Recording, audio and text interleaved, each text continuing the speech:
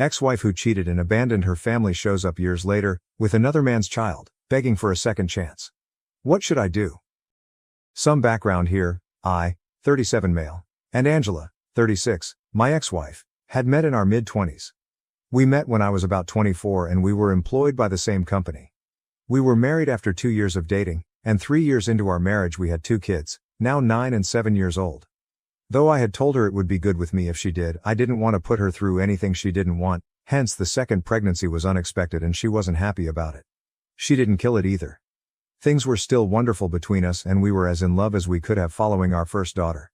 After the second pregnancy though, that changed. She started to get rather irritated, sullen, and started to pick on our eldest or me consistently. Just realizing this was due to all the hormones, I tried to reconcile with this new Angela. After some time, we believed this would change. Instead, things just became worse. Around her, my daughter and I learnt to walk on eggshells. She was supposed to be a stay-at-home mom, but I was running everything. After our first child, she had quit her job of her own volition and done all the housework along with looking after our eldest while I worked till she fell pregnant for the second time. She claimed she was too weary to take care of our children and the house, hence we had to get a maid while she was pregnant. I consented, even though it was only somewhat outside our means since at the time I wasn't making enough. Especially considering Angela's pregnancy, I wanted not to trouble her too much.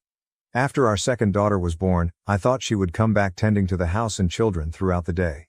Let me also state clearly that I was not among those men who neglected household chores. Though I was tired from working, I did anything I could to help out after returning from my job. I assumed she would take some time to heal after she delivered our younger daughter, but then we would go back to our regular life. Still, several months passed and she showed no change. She refused to help out around the house and stayed exactly as angry and agitated. She would simply spend all day seated at home watching TV. She hardly engaged in any activities with the children either. She would periodically pay our neighbor to drive them to the park. Though I wouldn't want to come across as hostile, I did feel that way as I was working day and night while she wouldn't even do the minimum at home.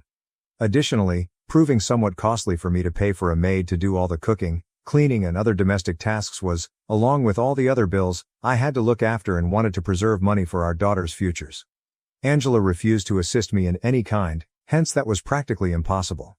After around 6 months following the birth of our younger daughter, I realized we could not continue like this and had to speak with Angela.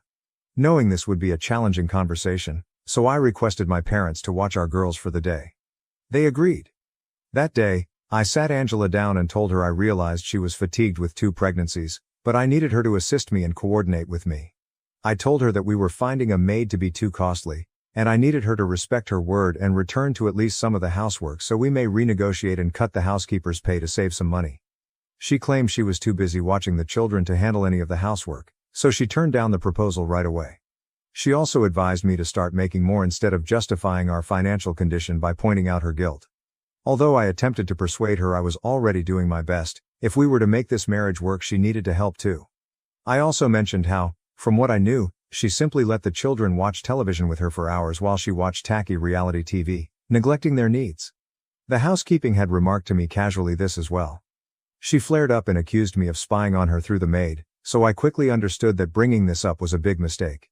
Saying she was done being pushed about by me and forced to do all the labor while I purportedly did nothing except sit at a desk for a few hours each day, she went on a rant against me. Claiming I should be the man of the house, she then chastised me for asking her to help and blamed me for not being able to pay a maid. While I was the rational one expecting her to help the house, her charges were utterly nonsensical and she was merely grabbing at straws to give the impression that her not doing anything all day was normal. We finally got into a huge argument and she labeled me a loser unable to afford to be with a woman like her. Given how terrified our eldest daughter was of her, I responded by accusing her of being a lazy cow who had already failed at being a good mother. Now she was failing as a wife too. That comment definitely spoke to her, and she pushed me hard. I stumbled, fell back on the coffee table, broke the glass and hurt myself. I had to get hurried to the ER. She continued to apologize and weep all through, but fortunately my back was only mildly injured. She had to move out. I told her I no longer trusted her. Around the children, I couldn't trust her either as I had no idea when she could lose her fury once more and damage them as well. While Angela was still living, I urged our parents to look after our daughters. She kept protesting for a week, pledging she would never let something like that happen once more, but I couldn't believe her. She begged me to give her another chance. I almost filed for divorce. By the conclusion of the week, we decided she would receive therapy and go live with her parents for some period. I would let her move back in with us only once she had been vetted by a medical professional. She was willing to work on it and improve, thus clearly something was quite wrong with her since happy individuals do not act that way. I also wanted my girls to have their mother, hence I chose not to divorce her just yet and give our marriage another go. While we were living apart, we also began marriage counseling. But, ultimately it proved to be ineffective. She turned out to be cheating on me. Angela was living with her folks when my parents came in to help with my girls. We attended weekly marriage counseling sessions and for some time things looked to be improving. Her therapist contacted me as well. She informed me she had postpartum depression but was improving. Anger problems had been one of her symptoms. She had never had them before, but they became very out of hand when she pushed me. For both of us, that woke us awake. This continued for about a year, and around 6 months in there I even let her visit our girls under my direction. It delighted me to watch her gradually returning to her old self. At last, our circumstances seemed better and we could really make it work. She then abruptly quit showing up for our counseling appointments without giving any reason though. She stopped answering me as well, but given her therapist kept me informed, I knew she was progressing. It did not make sense to me. I persisted in attempting to talk to her for weeks, but she would simply blow me off claiming she needed some alone time. At last, after almost 3 months of her avoiding me, I paid her a visit at her parents' house. Her parents disliked me and blamed me for her actions, thus I hadn't done that previously. They thought I was the one who had driven their daughter insane and produced such behavior. Angela had advised me it would be better if I skipped seeing her while she was living with them since it would simply cause more drama, the last thing we wanted. She had been acting aloof and skipping counseling appointments, hence I disregarded that guideline and paid them nevertheless. She seemed indifferent even when she did sporadically come up, and I simply could not understand it. She insisted everything was good whether I tried personally speaking with her, on the phone, or even by text. But her behavior made it abundantly evident she was hiding something from me. When I arrived at her parents' place, I thought she would be there but she wasn't. Her parents slammed the door in my face when I asked where she was and said they were not permitted to tell me. I had a nasty feeling about it since I could tell they were loving the circumstances. So, standing before their house, I made the decision to phone Angela. My paranoia was developing as I tried phoning her several times but she didn't answer. Desperate, I resolved to try to go inside myself by slipping around the house. Knowing her parents typically kept the kitchen door open, I headed around to the backyard. But I didn't have to travel that far since Angela was seated on a swing in the backyard. The bad news was that she was making out with a man I didn't know. Not alone. Because that was the most terrible event of my life, that instant is etched in my head. The man went away as soon as he noticed me, and by the time Angela looked around I was already headed back to my car. I was in total shock, hence she caught up with me and tried to stop me but I was not hearing anything she was saying. I shook her off and warned her not to touch me when she tried to grab me. She neglected, thus I got in my automobile and headed home. I told my parents I wanted them to hire a lawyer for me and blocked Angela everywhere as soon as I got home so she wouldn't have an opportunity to explain. When I paid Angela's parents a visit, I told them of what I had recently seen. She never contacted me once again until we had to visit the court-appointed mediator for our divorce settlement. By then I had essentially become a robot, totally shut off emotionally but driven only for the benefit of my girls. Even when I learned Angela was entering her parental rights, I felt nothing. She had decided she wanted to be with the guy, let's call him Sean, who I saw her with instead of with us. He was her friend from childhood.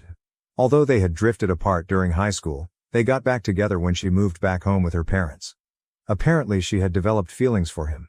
Her parents apparently encouraged this, hence it's likely why they didn't object to her kissing him in their backyard even though she is a married woman with 2 kids. Apparently, they had always wanted her to wind up with Sean, and they were glad Angela was at last choosing herself and her own happiness, as if she had ever been capable of doing anything other than that. She wanted to qualify for alimony, hence the divorce was a protracted procedure even though she had been cheating on me. Though it took some time, my attorney and I battled valiantly to ensure she received nothing in the divorce. Since I had been the one paying for everything while she watched TV at home, it was all rightly mine. The divorce was finalized 5 years ago, and we were successful in ensuring she left empty-handed. Though I knew I couldn't break since I had to look after my girls, who had nobody but me, the months I spent handling the divorce were some of the toughest periods I had. I can never enough thank my parents for being there for me when I balanced job and childcare. They are quite helpful and supportive. 5 years have gone by, and although at first the divorce seemed like the worst thing that could happen to me, I am glad for it today. Had I not chosen to leave Angela, I do not see myself where I am right now. Since then, life has given me good treatment. In every sense, I am in a far better place. We moved into a larger house since I make more now and I have no more responsibility for anyone except my girls. Although they live nearby, my parents only pay occasional visits. My daughters are as delighted as could be, and I have friends that love me. All a man needs is that. I am so grateful to the universe that everything is working for me. At least, it was until Angela reappeared a few days ago. The doorbell rang when the children were at school and I was ready to head off to work. Angela was outside standing with a boy less than 3 or 4 years old at her side. This has to be Angela's son, I knew. Her standing at my door startled me, and I was still processing it when she started crying. She came here, she informed me, to atone and right things with me. She declared she was at last ready to be a family once more and offer our marriage another shot. She was returning after all these years, eager to give our marriage another try as if it were up to her to make that choice. It still astounds me. I chose in a short second to shut the door and turn her away since I wanted to avoid whatever this was. I informed her earlier that this was no longer her family. The day she broke off contact with Sean, I had stopped being her husband. She had given up custody of her daughter, hence she had no right to speak to us as her family. The divorce was only a legal requirement. I closed the door after saying that and instructed her to go as I wanted her nowhere close to my property. Though I was very furious and could have cursed her as well, I held back since the small child made me hesitate. For a few minutes after I closed her out, I could hear her crying outside my door. I chose to ignore it. I headed off to work once I confirmed the coast was free. I tried very hard not to think about it as I couldn't afford to let it happen and it would only sap my will. I nearly forgot that Angela had even shown up at my house, but as soon as I got back from work, my parents called me asking why I had sent her away. Angela had been heartbroken, they told me, having contacted them following my closing of the door on her. Since she was in the process of divorcing Sean and at last had an opportunity to make things right with me, my parents disclosed they were the ones who had provided her my new address and urged her to visit me. They informed me Angela had contacted them roughly 1 month ago and that this had been under development for some time. My parents thought it was about time I considered my children since my daughters deserved a mother and in their view Angela was the best mother available. They thus determined she deserved another shot and sent her my address and with guidance on what to say to me. I took great offense at them. Not even asking if I would be comfortable with it, it was not their position to pardon her or determine she deserved another shot. If the children had been home, it may have been quite dangerous, so their pulling of something like this was reckless. They denied that they had made a mistake even as I corrected them. They claimed they had an equal right to decide what was best for the girls since they had taken care of the kids and aided me during my divorce. They also said they still periodically look after them. They thought it pointless whether or not I wanted to fix things with Angela since they had influence in the situation as well. Their belief in that seemed ludicrous to me. My daughters are mine, not hers at the end of the day. Although I value my parents and will always be appreciative of what they did during the divorce, I do not believe it was their place to let Angela re-enter my life. We argued a little, but they felt that by not giving Angela another opportunity, I was the one acting selfishly. They assured me they had done their due research and she was a different woman now, deserving of living with my girls. They claimed it was offensive to consider they would endanger my girls or me even when I informed them she had signed her rights away. Being too conceited to realize that my daughters needed their mother, they said I was destroying their life. It has been a couple days now, and I do not believe I was selfish or out of line. I have given this much thought. Update 1. Angela arrived up to my home with her son approximately a week ago and lately I learned the truth about her connection with her parents. Since I'm still trying to understand it personally and I honestly find it so upsetting not even knowing where to start. How all of them have deceived me without thinking twice is unbelievable. Apparently, my parents had been in communication with Angela all along in addition to telling her my new address. After the divorce, I cut her off from my life, but they hadn't since they thought she would visit at some time. They hardly spoke, just once a month perhaps, but that was plenty for me to feel cheated from. After Angela was handed the divorce papers, Sean had Angela sign away her rights. He had set her an ultimatum. Either keep in contact with her children and battle for custody, therefore leaving him behind, or ditch her family and establish a new life with him. According to my parents, she had had a tough decision. She chose Sean and opted to start a new family with him rather than remain with the one she already knew.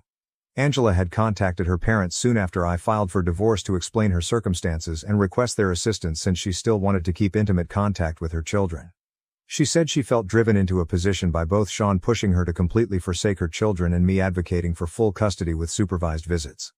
Her prospects of obtaining partial custody were low even if she battled for custody and opposed Sean because of the circumstances of our divorce and her history of anger management problems.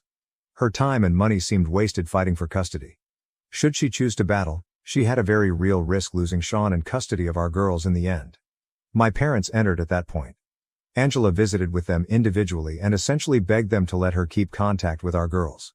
She asked them to be a link between her and the children, thereby helping her out. Angela understood she would lose any visitation rights once she signed away her parental rights. As their grandparents, my parents intended to take advantage of their visiting rights though. By going behind my back to let Angela meet our girls, they effectively misled me for years. Saying Angela's plight resonated with them, they explained their behavior as they couldn't, in good conscience, keep a mother apart from her children. Still, stabbing their own son in the rear seemed to have no effect on their conscience at all. They acknowledged that Angela would be invited over and allowed to spend time with them anytime I left the children off at their place. My parents would pay my daughter's toys and candy to be quiet, hence they never told me they were seeing their mother. My girls would tell me they played games with their grandparents and their friend anytime I asked what they had done at their grandparents' house. I always assumed they were referring to my parents' real friends, whom I already knew, but apparently my parents had told my daughters to call their mother the friend should I ask about their day. Although I couldn't believe my girls had been lying to me. I pardoned them since Angela and my parents had obviously coerced and threatened them into silence. It's only for kids. I asked my daughters whether they had been meeting their mother behind my back once I found the truth out from my parents. They began to cry and informed me they felt they would be punished by God should they say anything, so they were unable to say anything. Angela and my dad have to have really hammered it into their minds that telling me the truth would have disastrous results. They had been so evasive and covert all along for this reason. For never asking my girls which of their parents' friends they had been seeing, I also felt like a bad father. I never would have known. It could have been someone deadly simply. But since I am receiving a restraining order against all of them, I am ending this right now. Since my parents emailed me confessing everything following our argument, I already had written evidence. They thought the email would help me to understand Angela's desperation to be a mother to her daughters while juggling her relationship with Sean. Though all it accomplished was to prove they were all lying to me and I couldn't trust anyone anymore, they believed it would make me forgive everyone involved. Angela signed away her parental rights and had to sneak about to meet the children like it was a crime, all because Sean wanted her to have no contact with her former family. Which is ironic. Originally meant to be her one true love, all of it was for nothing as they are divorcing. Though according to my parents Sean now wants nothing to do with any of them, they even had a son together. Angela didn't want to depart since their son had just begun kindergarten and she had started working again. He got a job offer and is leaving in a few months. Their arguments had been getting more intense for some time. 3 months ago, Sean told her he was done and headed off to accept the job. Though all this disclosure did was make me feel as though justice had at last been done, it was meant to make me sorry for Angela. My attorney has already advised me. The petition for restraining orders has been filed. My daughters and I have also had a decent conversation on everything. I warned them they would never see their mother or grandparents once again going forward. They seem good right now, but we are still working through it in therapy since I know this will be challenging for them. For the past 5 years, they most certainly have found it difficult. This ends immediately. Update 2. Hi everyone. I greatly appreciate all the attention and help. I truly appreciate all the wonderful blessings and messages directed towards my girls. Angela and my parents should show up in court in a few days. They have been issued restraining orders. I have blocked them on every platform, thus I have no idea how they feel about any of this. I have also advised friends not to talk to them should they try to get in touch. I have been working from home for the past few days and have added security around my place. I told the school where my girls go. I first wanted not to send the children to school for a few days, but I wanted their education not to suffer as a result. Their teachers are now monitoring them, none save me is permitted to pick them up after school. Things have so far been nice. I hope they will keep away once the restraining orders are issued. Update 3. Hello, here is a brief update, but we obtained restraining orders. Angela, my parents and Sean have to keep their distance from me and my girls for the next 5 years, else, they will suffer major penalties. The previous time I saw them, they appeared really hostile. Hence I am maintaining all the security precautions for a period since I want to avoid any risk. Regular family counseling sessions are attended by my daughters and me. I think we will make great progress in the next months. To be honest, we have already advanced really much. Right now, I just want my daughters to be happy. That is all. Kindly keep forwarding us your best wishes, we really need them. Am I the asshole for losing it and calling my father a weak, pathetic man in front of his family? Original post, August 18, 2024. My father has always been against any confrontation or arguments. He is extremely passive, refuses to stand up for himself, and avoids any conflict. If someone isn't paying attention while walking and bumps into him, he insists it's his own fault. If his employer would mess up his salary, he wouldn't bother fixing it. If a mechanic didn't properly repair his car, he would just accept it as is. This unfortunately resulted in a tumultuous childhood with my insanely narcissistic mother. She controlled his every move. She got him to quit his job and be a locked-in stay-at-home dad. She had him do every chore.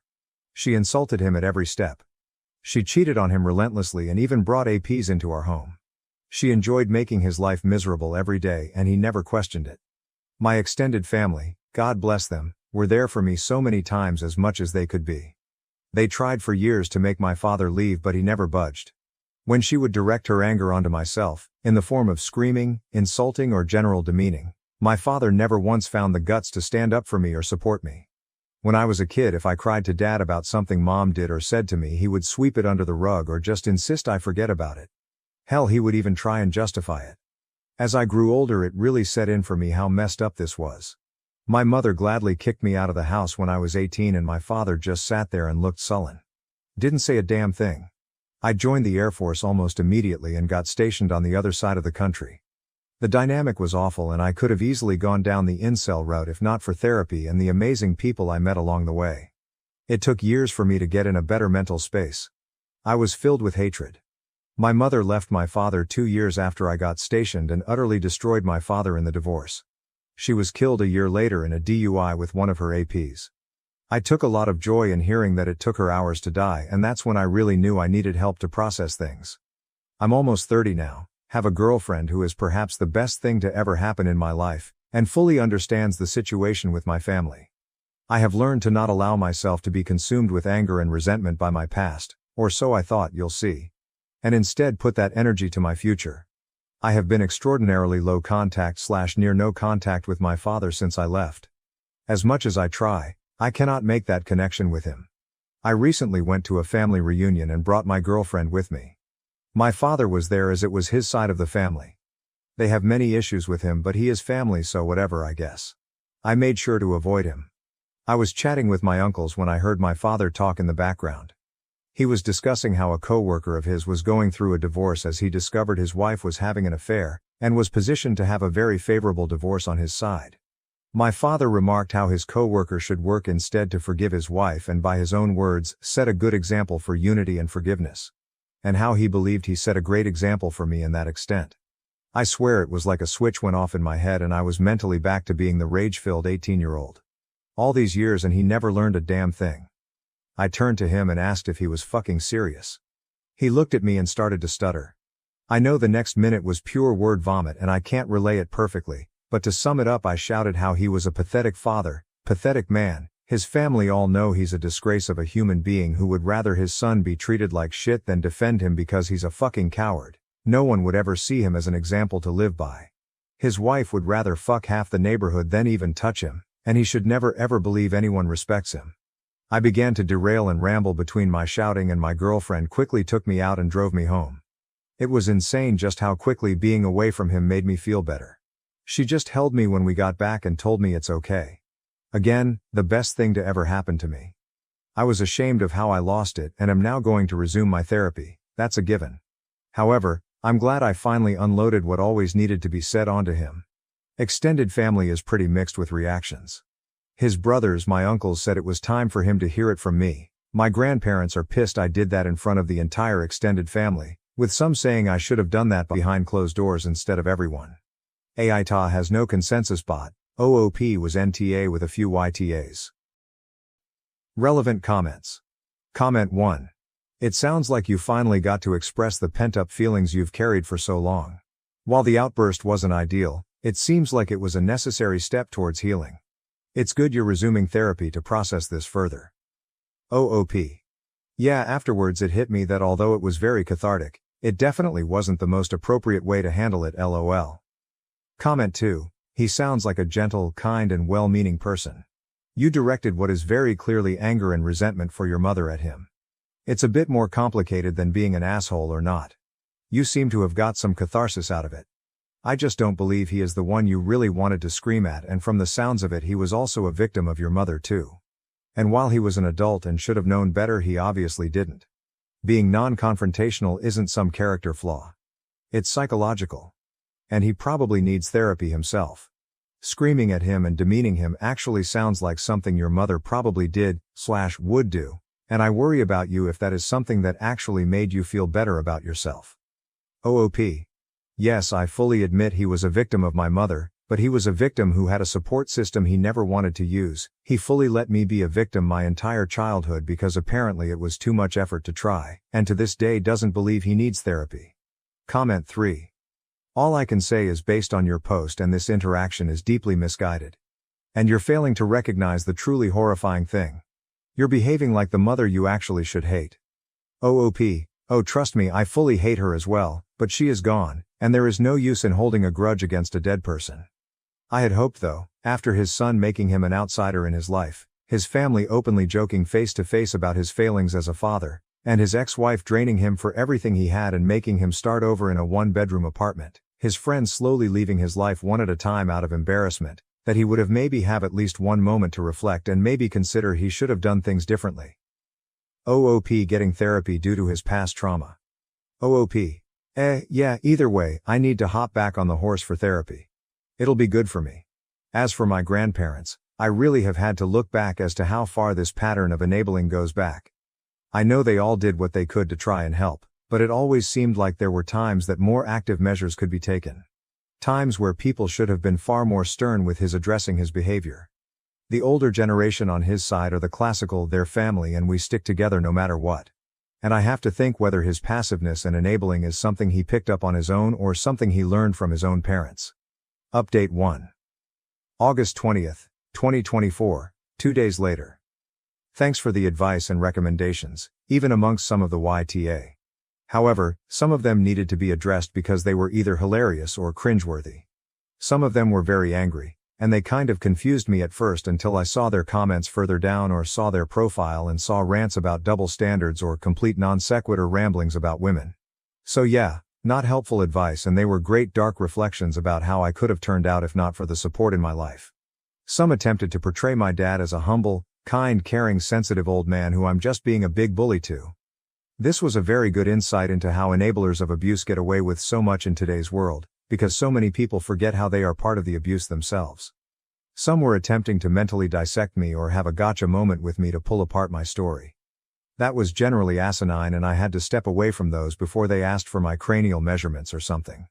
So it was pretty much immediately when I was up the next morning that I realized I needed to resolve the events of last night.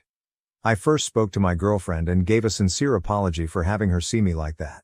She reassured me that nothing was wrong. She'd known me for years and has always known me to be level-headed and understands why I kinda snapped. She herself has a history of dealing with narcissistic families, so she absolutely understands the dynamic. She only really told me that it would be best to work on spending time around my extended family since my father will always be there. I told her, don't worry, I'm immediately going to talk to them afterwards to figure that out. So those parts are fine. Looked kind of like an ass in front of her, but I'm making sure that doesn't happen again. I also informed her of my intentions to resume more therapy just to keep myself steady, which she was happy to hear. I called my grandparents and sincerely apologized as well for putting such a sore dent into their family reunion. That it wasn't appropriate, and while I still feel it felt good to say that to him, it should have been privately and not in front of everyone. I also told them that going forward, as much as I love spending time with them, since the family always hangs out in one group that my father will always be in, for now until I can handle being around him, I need to distance myself occasionally until I feel comfortable interacting. I told them that I am nor would I ever be establishing an ultimatum or demands of them, and that either way I need to step back. I guess during my apology and explanation I was kind of just going on a tangent because my grandfather interrupted me to calm down. He told me that after I left, people kind of separated or slowly started leaving, and they eventually were able to talk to my father one-on-one. I guess seeing me have such a freakout resulted in my grandmother having a mini freakout of her own when she started talking to my father, resulting in her kicking him out. While I have a great relationship with both, my grandmother has always been extra protective of me, so seeing me that way must have set off a fire in her. My grandfather then said that it has become a bit of an open family secret about my father's failing. His brothers taunt him about it and generally don't have a great relationship with him, and for my grandparents it's always just uneasy. But seeing me the other day and how it still affects me so much has really liked it for a lot of people that it was really bad. They began to try and say sorry if they didn't do enough, which I very adamantly retorted that they did more than what anyone could have expected. It was very emotional for a minute, but culminated in then telling me that they have decided to distance themselves from my father for the time being, and have given him the ultimatum that unless he has a deep introspective and regularly goes to therapy, that distance may become permanent. My extended family, I've been told, are going to try and reach out or call or whatever, but I asked them if they could relay to them that it's not necessary, and that I'm fine and am sorry to them as well for ruining the day, which again, they told me I shouldn't apologize for being hurt. Since then, extended family have sent some messages with the general consensus that it's okay, with some older members complaining about my lack of respect towards my father. And finally, I texted my father hoping to meet at a local coffee shop and have a final talk. I met him and he didn't look good. I think his parents tearing into him finally got the message through. I had so many things I could have said, but I instead asked him first thing if the coworker he gave the advice to took it well. He just said that neither him nor several coworkers interact with him anymore. I asked him if he truly 100% believes that every single thing he did for me as a child was for my benefit. He didn't really say anything. I then finally asked if he has any regrets for how I was treated as a child, and if he thinks he ever did anything wrong. He looked utterly defeated and just mumbled that he could have done more. I could have poked and prodded and could have gone on another rant, but instead I told him this should be goodbye and I hope he gets the help he needs. I think finally unloading my frustrations was what I needed to finally be able to move on and find peace. I absolutely need to keep on track for therapy and admit that a public bitching moment isn't okay, but I should be fine. Comments. Comment 1. This is an interesting one. The ability to control one's failures, yes, that's what I'll call your situation, is very powerful. You'll do all right. Comment 2. Congratulations sincerely on owning your actions. No matter how justified, you acknowledged your outburst was uncomfortable for others and likely not appropriate in that setting. It takes incredible strength of character to admit your failings even if you have no idea how else you could have reacted in that moment. That you immediately communicated that to your loved ones is a huge sign of how respectable and genuine you are as a person. I really hope you keep moving forward from this situation with the same mindset. Good luck. Comment 3, NTA. It sounds like you handled things well after what happened. You took responsibility by apologizing to your girlfriend and family, and it's clear you're committed to moving forward by focusing on therapy and healing. It's understandable that you snapped given everything you've been through. It's also clear that your outburst made your family realize the impact your dad's behavior had on you. Don't beat yourself up over it. You've done what you needed to do to move on, and it seems like you're on the right track now. Update 2, September 12, 2024. 3 weeks later. Things have progressed over the last couple weeks and I now have a broader context about my family. Long story short is, there was a lot hidden from me. My father was an absolute asshole to his family, and that's why they treat him the way they do. I got a lot of feedback including the compilation posts on Best of Redditor updates and Boru, and one thing that stood out was people questioning if my extended family could have contributed to the abuse and that's why he was so feeble. And since I was trying to work on my relationship with my family, I figured it was time to ask the hard questions before going that far. I met with my dad's brothers who invited me out to a popular lunch spot. For context and clarity. Dale is the oldest brother. He is married and has a daughter and a son. My father is the second oldest, self-explanatory. John is the second youngest, also married with a son. Bill is the youngest, married with 3 daughters. So anyways, we met up and I ripped the band-aid off asking about my father growing up, what he was like beyond the basics I know, and what really is going on with their relationship. Dale sighed and basically summed up that besides what I know, there is a lot of backstory I'm unfamiliar with that they never told me about simply because it was never the time nor the place to. What I've always known is that my father was fairly normal when he was young, a little shy but fantastic academically, played sports occasionally, had a close-knit relationship with his brothers, and meeting my mom in high school junior year made everything go downhill. What I didn't know was that my father was a guiding figure for his 2 younger brothers and was generally seen as one of the nicest people, with a bright future ahead of him. My grandparents adored him and he even became a little bit of a golden child, but no one minded. The reason his family doesn't respect him is what happened to his behavior when my mother got attached to him. It first started simple. My mother acted rude and distant to the family. They weren't huge fans, but my father loved her, so they tolerated it. She became possessive and slowly isolated my father and convinced him to give up his ambitions and goals.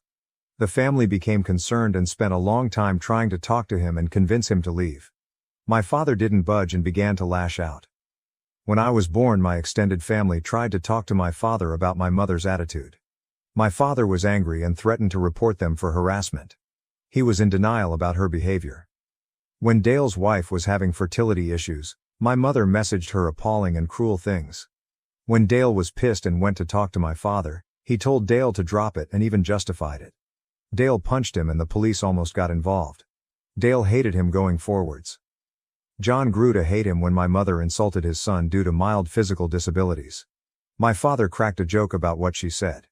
John hated him then. Finally, Bill, who always idolized my father, tried to inform my father that my mother made a pass at him and urged divorce. My father responded with a maddening call of utter hate and relationship-ending words. To sum it all up, the more time my father spent with my mother, the more he began to repeat her attitude. When they showed signs of abuse to me and tried to intervene, my father threatened to lie, to accuse them of worse things. My mother had money and lawyers and could make their lives hell if they tried, and my father would gladly let her. They were stuck and could only do so much at a time. The older members of the family, like the grandparents, great and uncles and such, believe in the traditional mindset of family sticking together no matter what, while the generations further down want to keep a distance from him. They're all stuck between a rock and a hard place. There's more they told me out. It was all essentially that my father died on the hill for my mom, ruining his relationship with his brothers in the process. And when she died and destroyed him, he probably had to realize it was all for nothing. My grandparents seem to not want to accept the fact that he was lost, or maybe they hope he can fix his life. Who knows? This was a lot to process and was only confirmed by my father himself when he called me to ask about family therapy with us. I cut to the chase and asked if what I heard was true. He said yes. I would have agreed to maybe some family therapy, but now I have no idea.